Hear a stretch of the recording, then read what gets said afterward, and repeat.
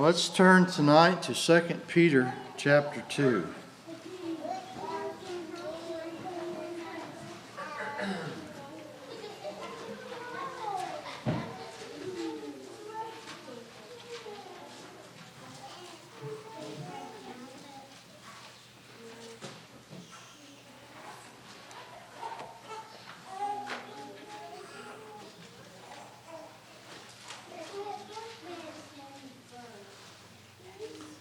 In 2 Peter chapter 2, we'll begin reading at verse 1.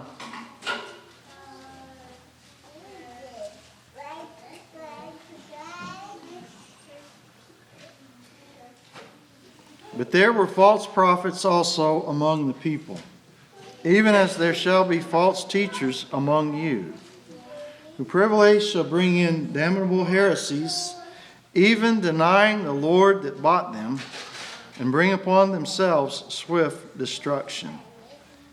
And many shall follow their pernicious ways, by reason of whom the way of truth shall be evil spoken of. And through covetousness shall they with feigned words make merchandise of you, whose judgment now of a long time lingereth not, and their damnation slumbereth not.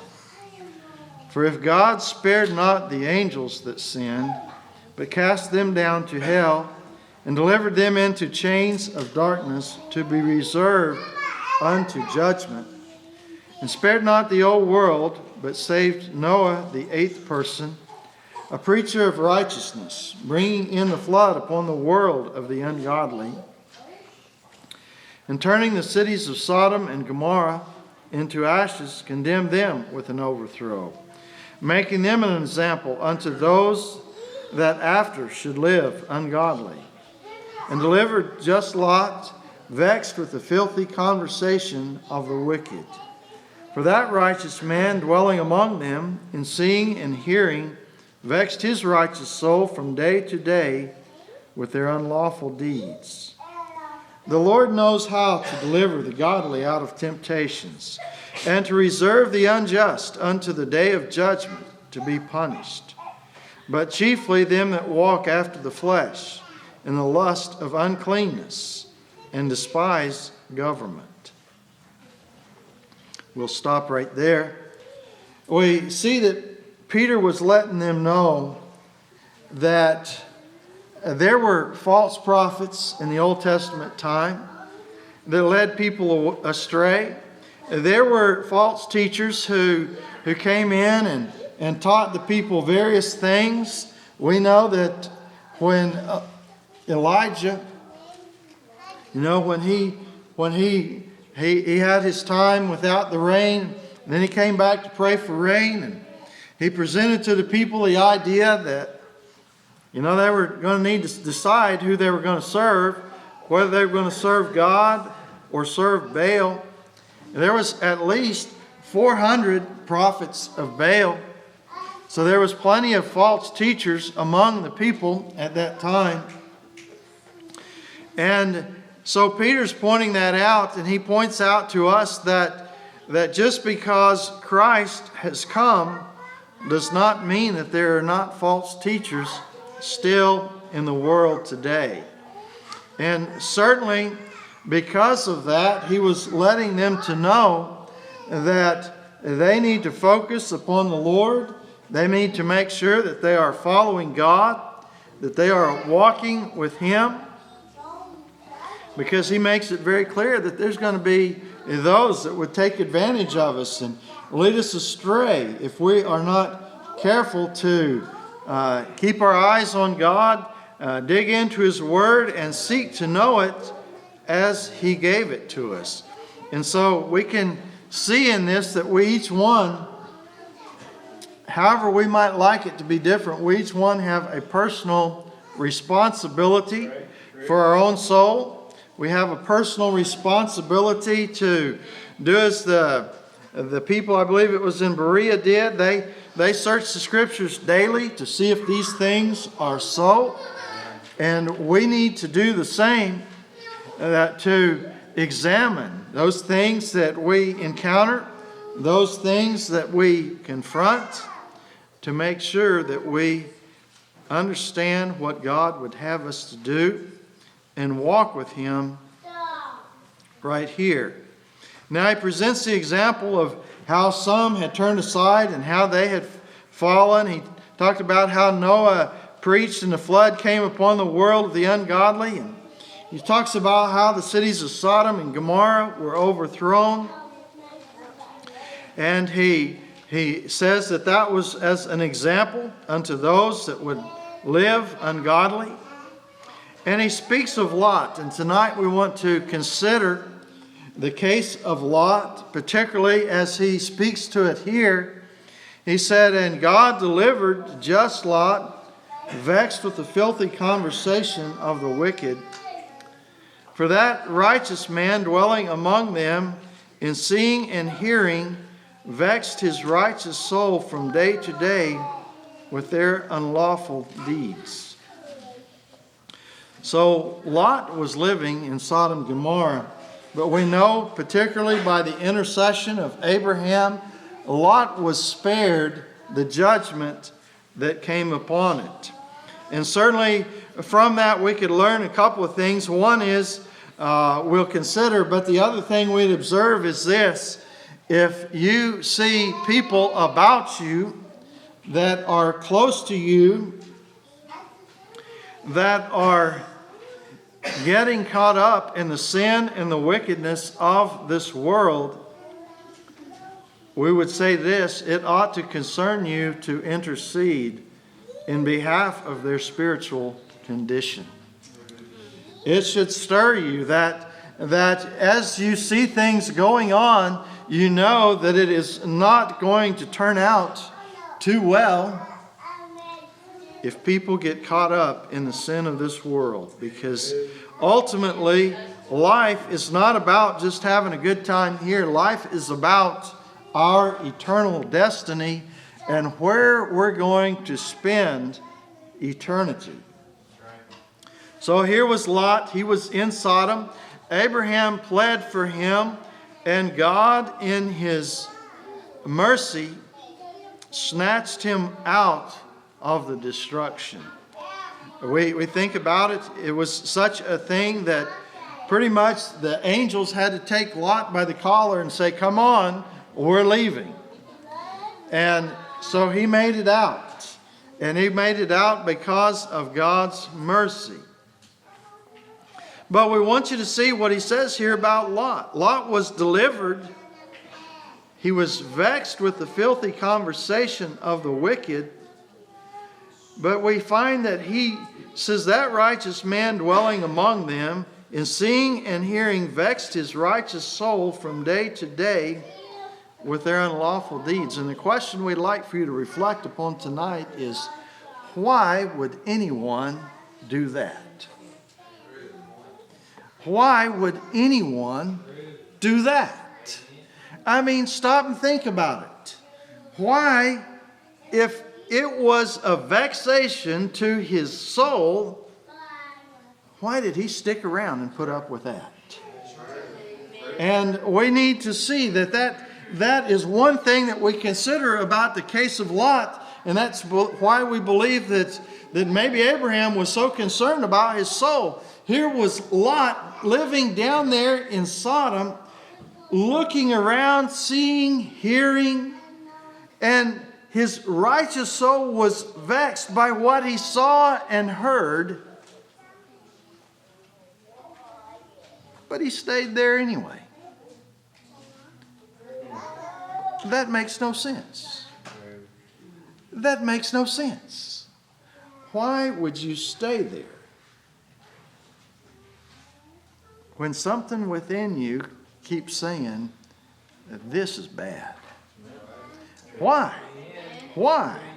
And so we'll look at how he chose and came to be there in an effort to maybe understand it. But as we reflect upon it, we need, along with that reflection, to think about our own soul. We live in a world full of sin and wickedness. And certainly there are places in this world that we believe, as best we could understand the Scripture, that are no better than Sodom and Gomorrah. There's places where there's great wickedness going on, and people seem like they are indifferent. And in fact, not just indifferent, but you might say very irreverent in their thoughts towards God in the world that we live in today. And certainly we might not, in one sense, we might not have the luxury to withdraw quite as easily as he could have. But we do have to ask ourselves, if we're encountering things that are wicked and ungodly, if our manner of life is bringing that about, maybe we need to reflect upon how we're living our life as well. Now, if we turn over to Genesis chapter 13.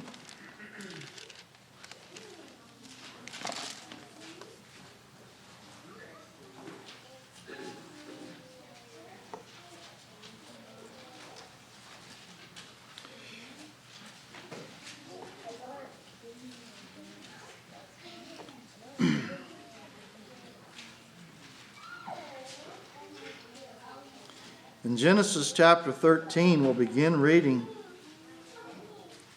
at verse 1. It says, "And Abram went out of Egypt, he and his wife, and all that he had, and Lot with him into the south. And Abram was very rich in cattle, in silver, and in gold. And he went on his journeys from the south even to Bethel, unto the place where his tent had been at the beginning, between Bethel and Hai, unto the place of the altar which he had made there at the first. And there Abram called on the name of the Lord. And Lot also, which went with Abram, had flocks and herds and tents. And the land was not able to bear them, that they might dwell together, for their substance was great, so that they could not dwell together.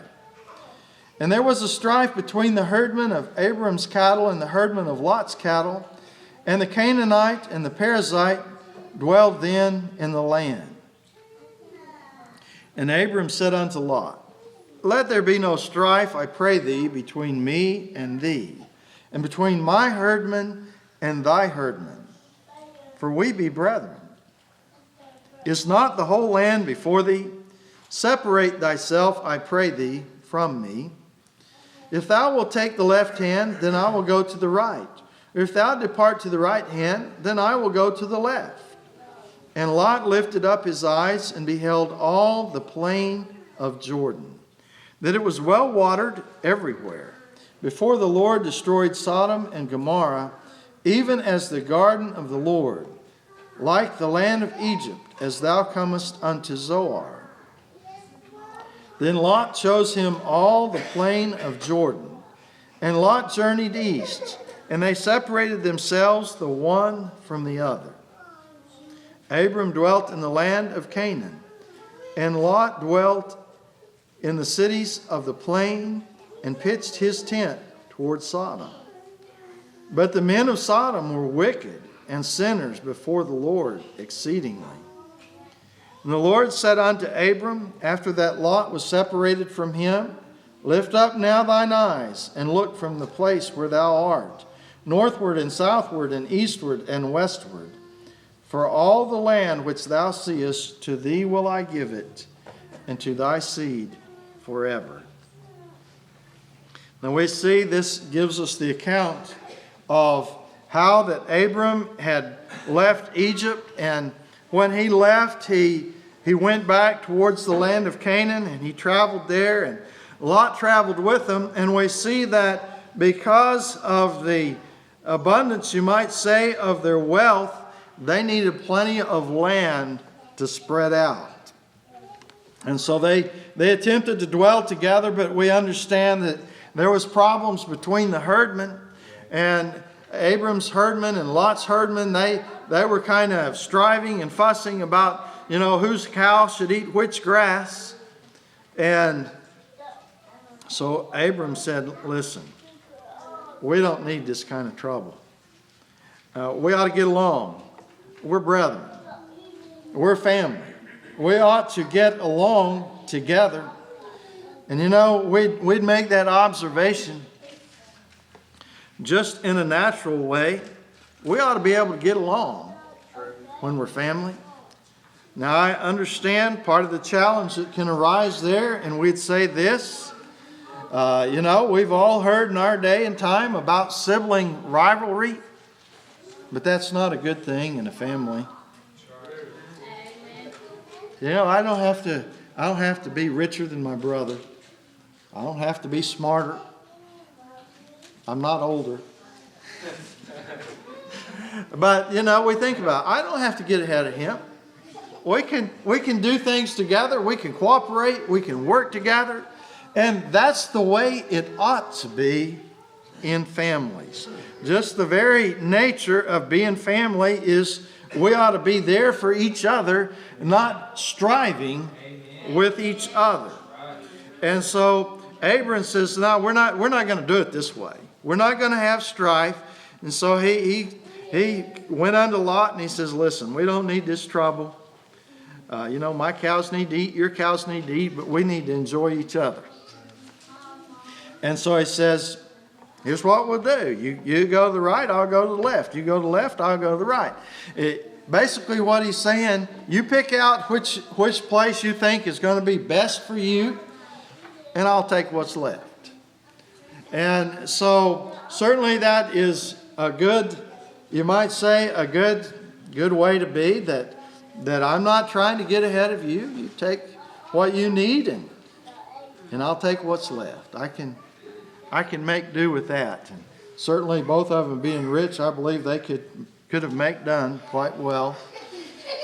The land did have enough room, I believe, for both of them, though not both of them, to pitch their tents right next to each other.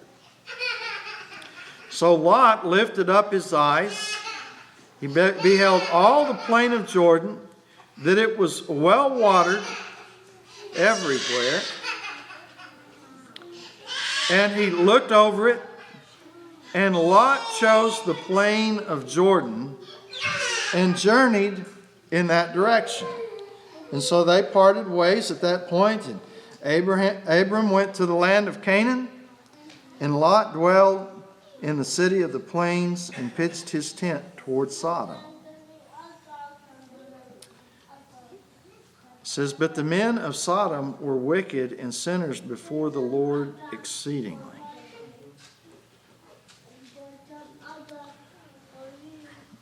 Now you could ask yourself, in light of that, why did Lot pitch his tent towards Sodom? And I don't necessarily think he pitched it there because he wanted to be around wicked men and sinners. But you know, the description of the land that he chose, it was well watered. It was a land of prosperity and abundance. And so his choice was for prosperity and abundance. And that really, as I reflect upon it and thought about it, here's what I came to. That really seems that it must have been his priority.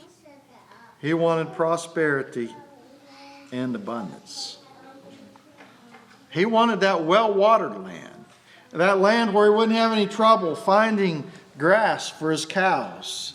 That land where he could put his flocks out there and they would do well. And maybe he could keep a better watch over them because they wouldn't have to wander so far trying to find the grass. And certainly with the idea that, you know, if my flocks have plenty to eat, they're going to increase and they're going to grow. And I'll see plenty in that way. And maybe he looked towards it from the idea, well, not only can I have plenty of grass for my animals and I can have plenty of increase in my herds, but I'll also have a place to take my herds, and I can increase in silver and gold as well.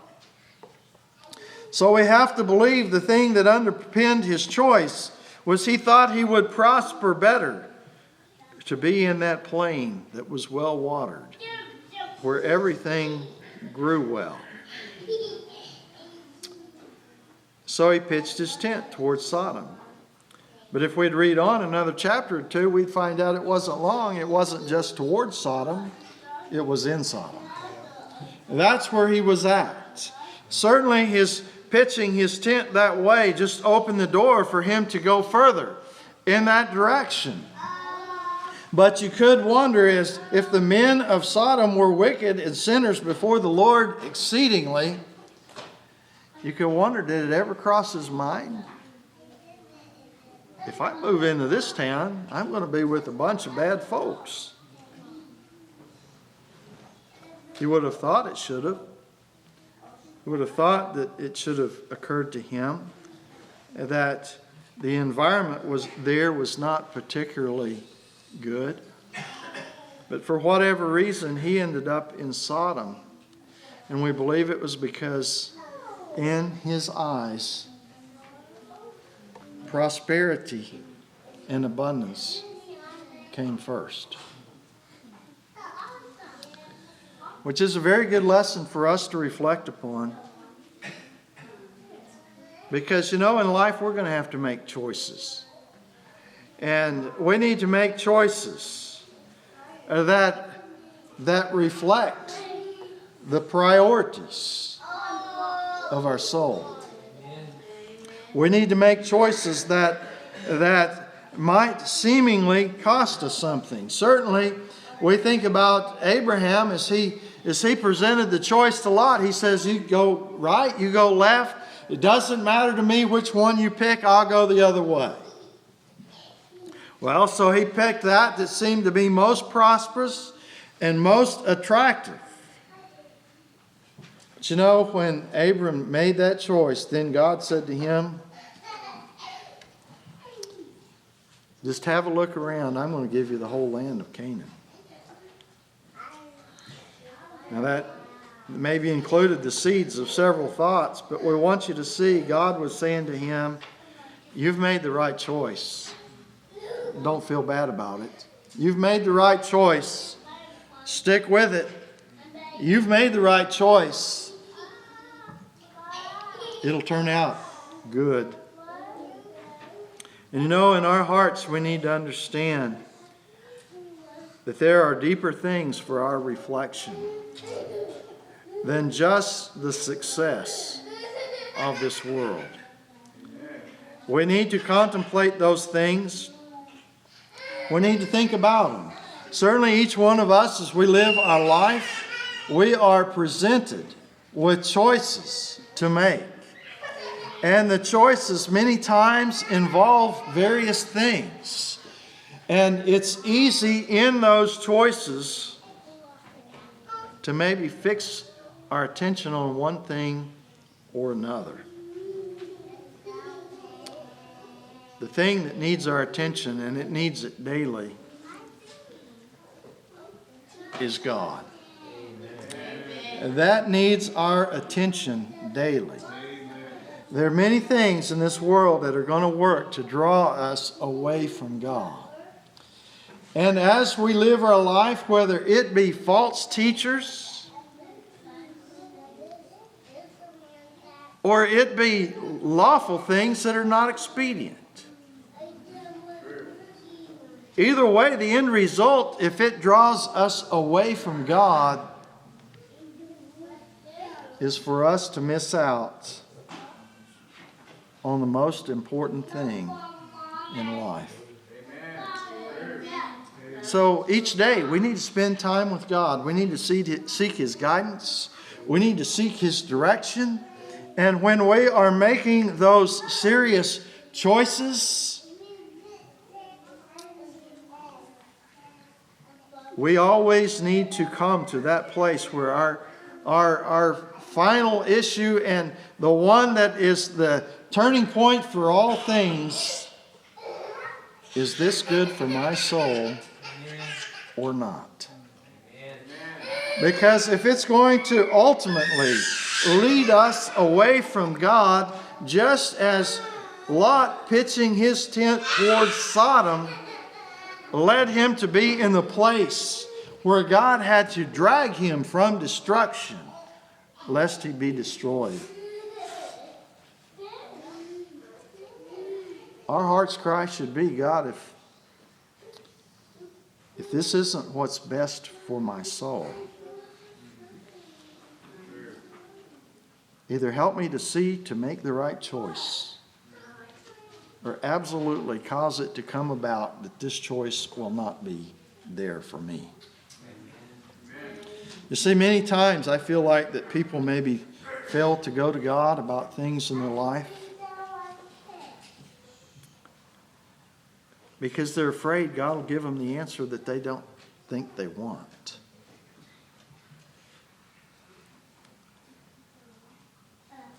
We need to be wary of that thought. Everything in our life we should gladly put before God. Everything in our life. We should gladly put it before God, because the reality is, I am convinced of this, whatever God's will is for me in any choice is the best choice. Amen. Even though it might not seem like it to me at the time. See, you can look at a thing and it'll be so attractive, and you know, we think of it, describes here Lot looking on the plain, and he says it was even like the garden of the Lord. It's almost like he was looking on Eden. And so he was definitely drawn towards that. It was like the well-watered land over in Egypt. And we're talking about country where if it's not well-watered, it's not very appealing.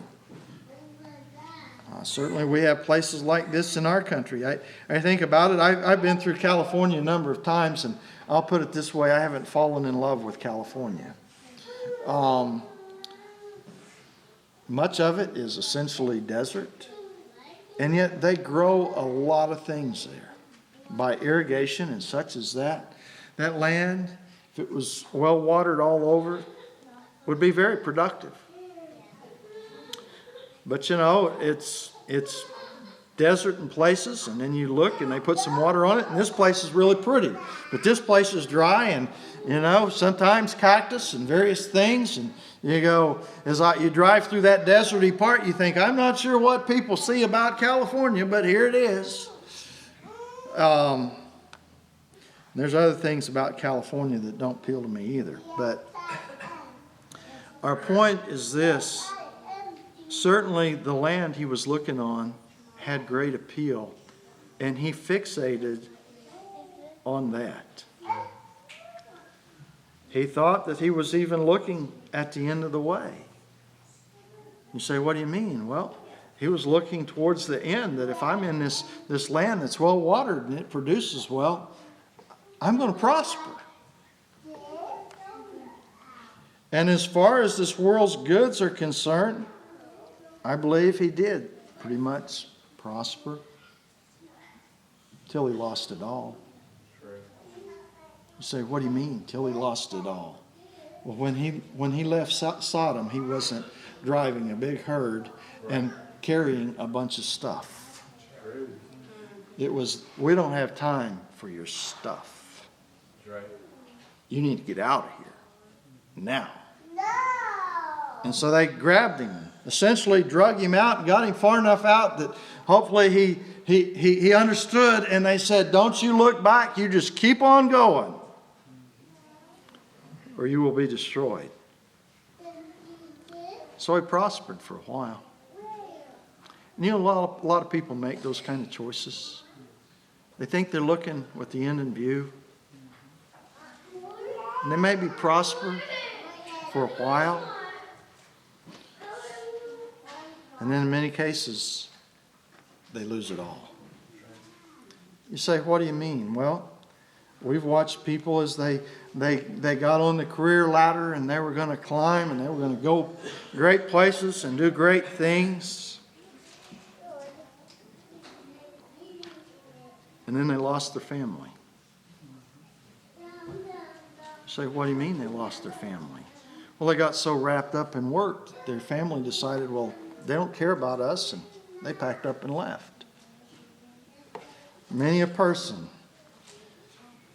has lost their family because they didn't know when to leave the office.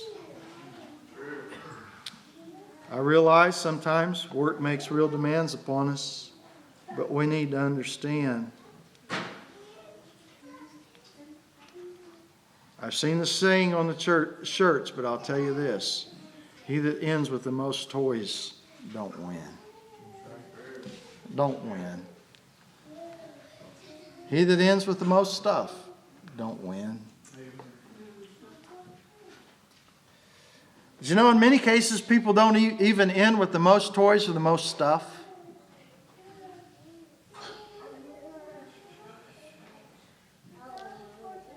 They end up sitting at the end looking back going, where did it all go wrong?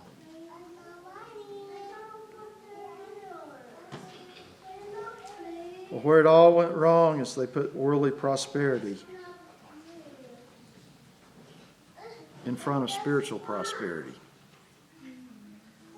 They chose the things of this life rather than the things of God. Many of those things, we think about it, many of those things don't have to be sinful. They don't have to be wicked.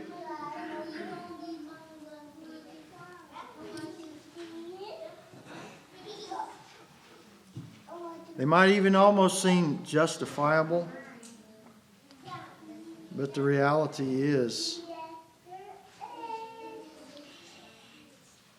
our life is about living for God in our eternal destiny. Any of those things that take away from that, we do not want to become fixed on, lest we lose. So we see that Lot, his choice was, I'm going to prosper. I'm going to do well. I'm going to have the good life. And so he made that choice. But as we said, many people just like him have made that choice. And before it was over, they lost it all. Christ asked that question, and it's a very serious question. The man gain the whole world and lose his soul, what has he profited? And in the reality, he's not profited.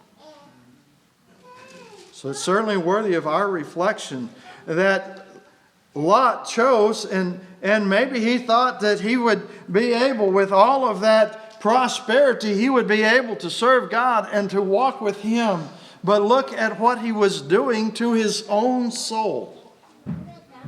It said he vexed his soul daily, seeing and hearing the wickedness that went on.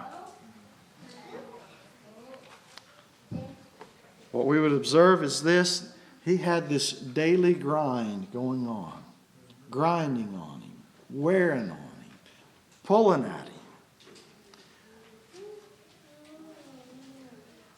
And the difficult part is, it was happening by choice. You say, what do you mean? Well, I realize that some of the things we encounter in life, we don't necessarily choose for it to be that way. We're just stuck with it. I realize that there is sin and wickedness in the world that you can have no desire for it, but you're going to encounter it anyway. And it's going to wear on you.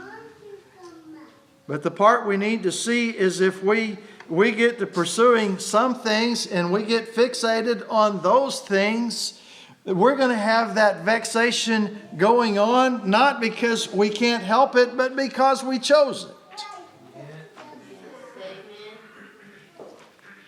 And in our mind, all we can describe that as is folly. Is folly.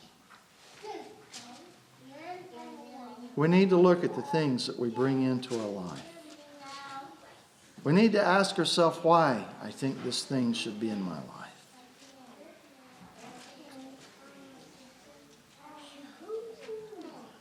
We need to see that which would be dragging us down spiritually. If it's there by choice, we need to make a different choice. And that is the thought for our reflection and for our consideration. Am I making choices? Am I making choices that are going to wear against my spirituality? Am I making choices that's going to draw me away from God? Am I making choices that are setting me up for failure down the road? Because God, I believe God will give us grace to go through those things that we have no control over. God will give us grace to go through those, I believe. I believe He'll give us strength to withstand them. I believe that, as one saying has it, that God's Spirit won't lead you where His grace can't keep you. I believe that. Amen.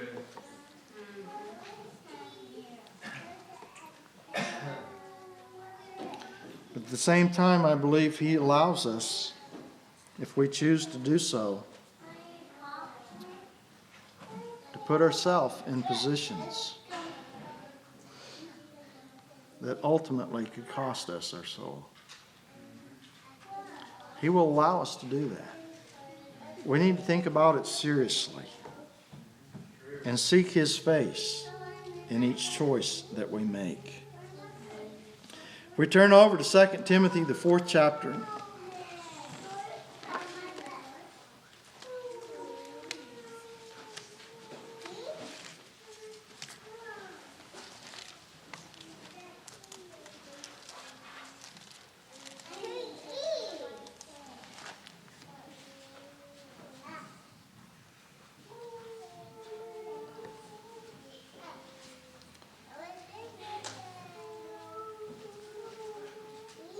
In 2 Timothy chapter 4, we'll read verses 9 and 10.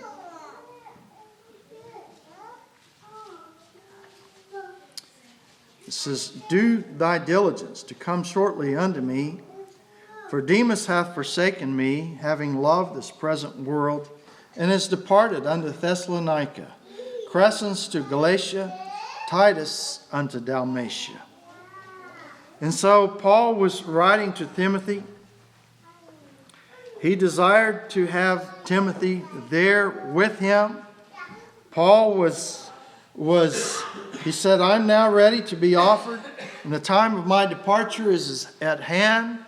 And we believe maybe he felt the desire for someone there to encourage him as he walked the last mile of his life.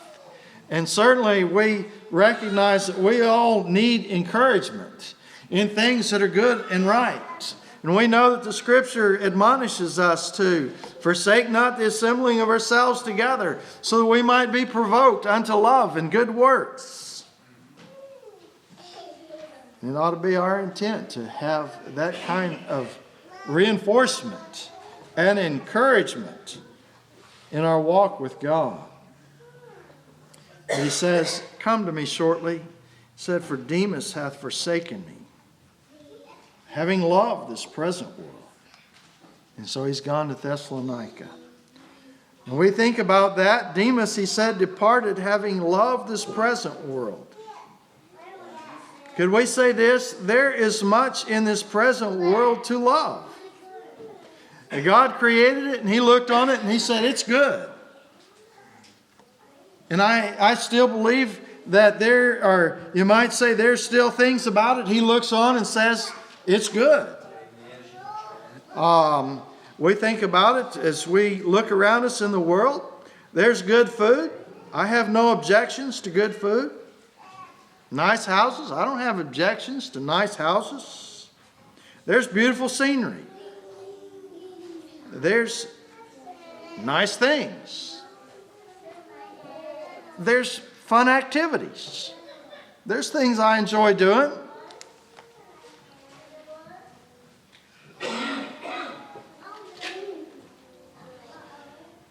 But none of those things are worth losing my soul over. None of those things. And I want you to realize that as we described it,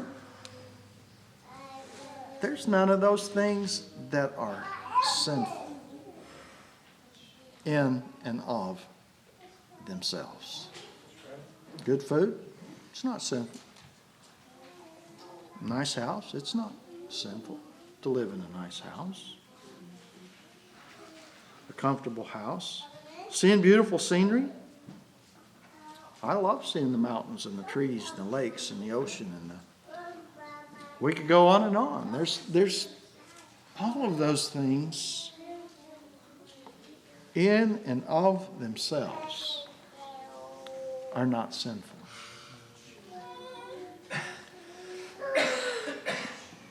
You know, I had an uncle.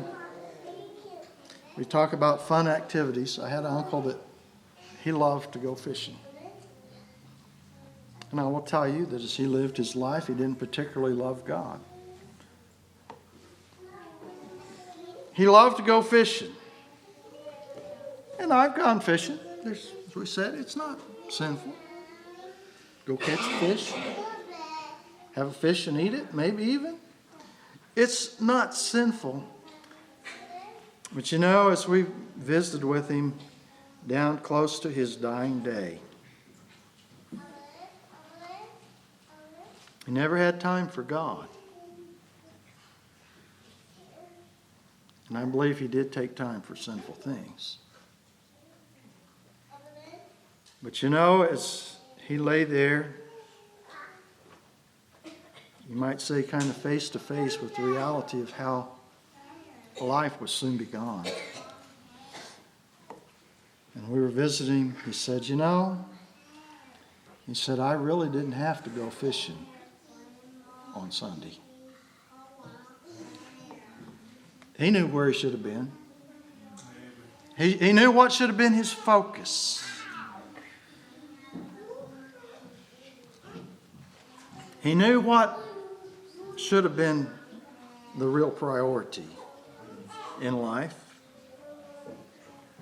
We prayed with him and we hoped that somehow in all of that he found God.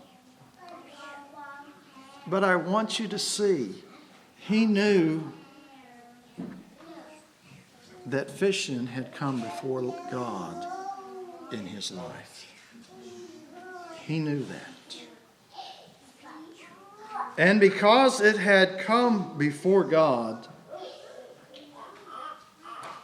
I believe he knew within his own soul, I'm going to have to answer for that. I'm going to have to answer for the choice I made.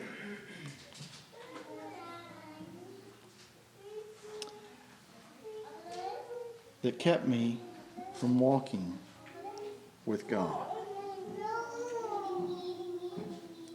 And so we need to realize in all the things that are in our life, we need to keep in mind the question,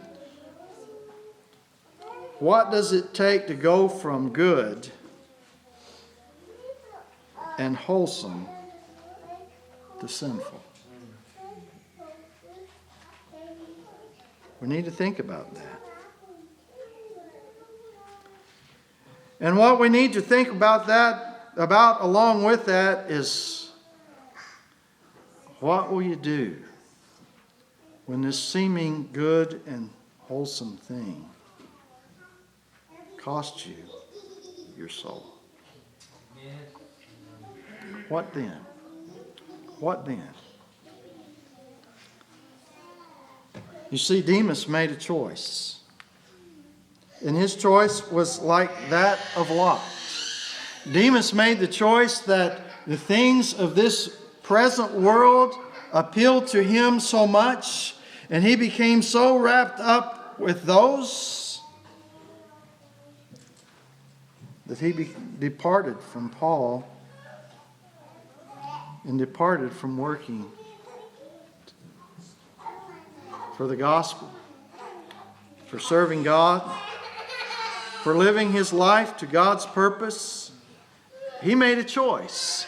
And it might be, as we said, the choices he initially made might have seemed like that they weren't necessarily evil and wicked of themselves. But I believe Paul is letting it to be known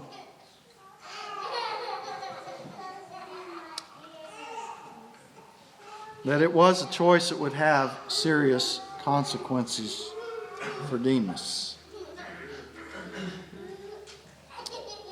And so we see from these pictures, and we see from what we have reflected upon, it's a serious matter to make choices that are detrimental to your own spirituality. And choices that maybe as you are fixated on some particular aspect of the choice,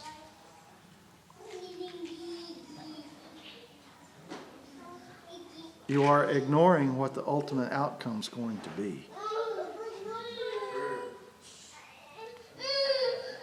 Everything that we do in this life should be done with prayerful and serious contemplation upon what the will of God is. Everything that we do in this life ultimately should be judged in the respect, is this going to draw me closer to God or take me further away? Because if it takes us away from God, to make that choice is not a good choice. To make that choice at the time we make it, it might seem like it's inconsequential. It might seem like that it is of not much significance.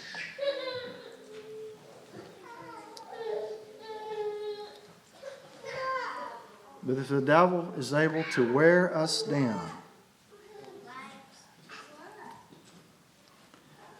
by continuously bringing things that vex our soul,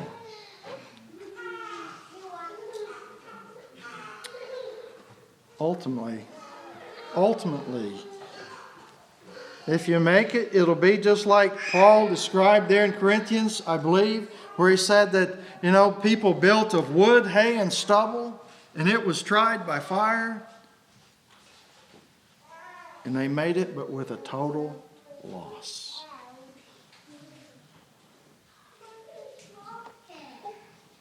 I think about it. Sometimes people think, well, I'll get right with God on my deathbed. That's one way to guarantee that it will be with total loss. With total loss. Should you happen to find God at that point in time, and we have great concern about people that take that attitude in their relationship to God as to whether they will make it or not.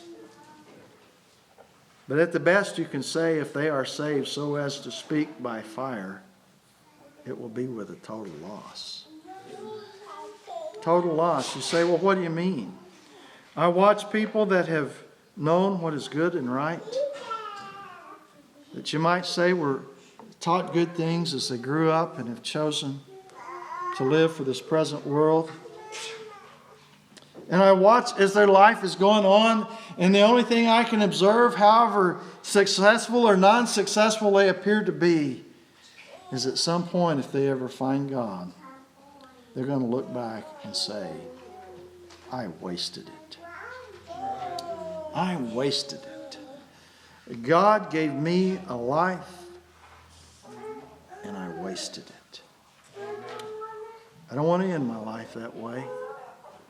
I don't want it to turn out that way. So as we go about our life each day, we seek God daily for His guidance, His direction. We seek God, and certainly where we're making some choices, and there are some choices that in and of themselves may not seem like they have great consequence. but they do have consequence. I remember talking to someone one time, and maybe I had my own interest at times in view as well. When we know people and we enjoy being around them, we don't want to end that. But as we talked to them, they were trying to decide, do I take this job off somewhere? And we said, well, you need to reflect upon that, because I guarantee you, when you get done making the choice, the course of your life will be different, depending on whether you move or whether you stay. Say, well, in what ways? Well, one, you can move to a place and go, I'm coming back. This is my home. But if your children get grown there, they may not come back with you. Said, how do you feel about that? Have you thought about that? That your daughter, your son, you're going to move to this place, and they're going to get friends, and they may very well marry in this place and stay there. Yeah, you can come back, but they may not come back with you. How do you feel about that? What's your thoughts on that? And you could just go on down it and you say, this choice does have consequence, and it's going to affect the course of your life. And the ultimate is this: you really need to find out how to get before God and say, God, you see what's down the road. I really don't. It looks pretty to me. It looks like it has an appeal. There's certain things about it that draw me. But ultimately, it must be looked at from the perspective of God.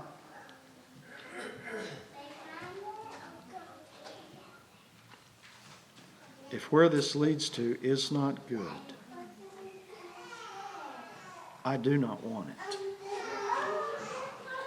And I want you to help me to know how to make the right choice.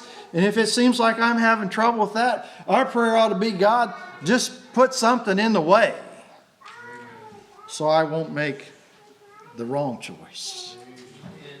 Because my soul is what matters. And eternal things is what I want my life invested in.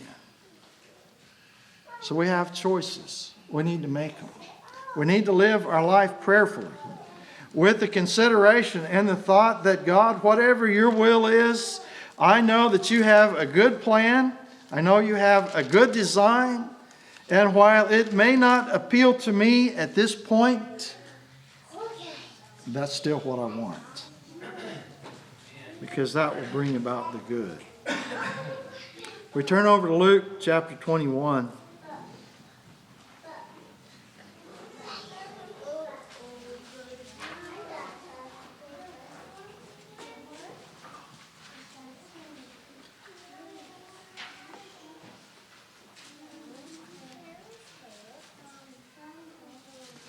In Luke chapter 21, beginning with verse 34, it says, "And take heed to yourselves, lest at any time your hearts be overcharged with surfeiting and drunkenness and cares of this life, so that the day come upon you unawares. For as a snare shall it come on all them that dwell on the face of the whole earth. Watch ye therefore, and pray always, that ye may be accounted worthy to escape all these things that shall come to pass, and to stand before the Son of Man." Jesus was speaking to him pretty plainly here. He said, take heed to yourselves. He says, lest at any time your hearts be overcharged with surfeiting and drunkenness. And as we consider it, certainly we know that drunkenness and Christianity are not compatible. But I think he's presenting a picture to us here in a sense. You begin to look at what surfeiting is and drunkenness. In a sense, he's presenting something that's progressive. And the progressiveness of the picture is this. Surfeiting kind of takes in that giddiness, that, you might say, somewhat intoxication, but not to drunkenness yet. And I believe in it you can see this picture. You begin to get into something, and maybe it's kind of giddy and kind of something on the front. But he says, look where you're going. Look where you're going. It starts this way. It ends this way. You know, I'm sure there's many a person that's married to an alcoholic that could tell you how it works just that way. You say, what? Well, I was just going to stop and have a drink with the guys. But they're totally drunk when they get home. Because the giddiness, you know, it was just one drink when they started, and by the time they had 3 or 4, they didn't come home in quite the shape they thought they were going to arrive there. We need to see and we need to understand that there are things that can get us. This, you might say it describes it in that sense, but we need to see that people can get caught up in career. They can get caught up in society. They can get caught up in a lot of things that maybe it seemed a little bit all right when it started. But in the end, they were so wrapped up and taken in by it, such that when that day comes, it will come upon them unawares. And you think about unawares, I believe the thought it's presenting to our mind is this: it'll come upon you and you'll be unready for it. You'll be unready for it. You won't have concentrated upon what matters. You will have wrapped yourself up in the cares of this life and other things. And I believe that those, as we said, many things might be at a certain level a legitimate thing, but we need to see if it draws us away from God. Action needs to be taken, that it does not take that place in our life. It said, for as a snare it shall come upon all them that dwell on the face of the whole earth. Watch ye therefore, and pray always, that ye may be accounted worthy to escape all these things that shall come to pass. Tonight we've shared these thoughts so that we can reflect upon our own life. To contemplate whether we are making choices that would be as foolish as that one it seemed that Lot made.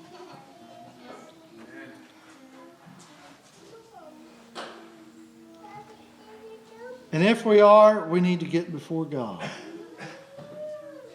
We need to get before God.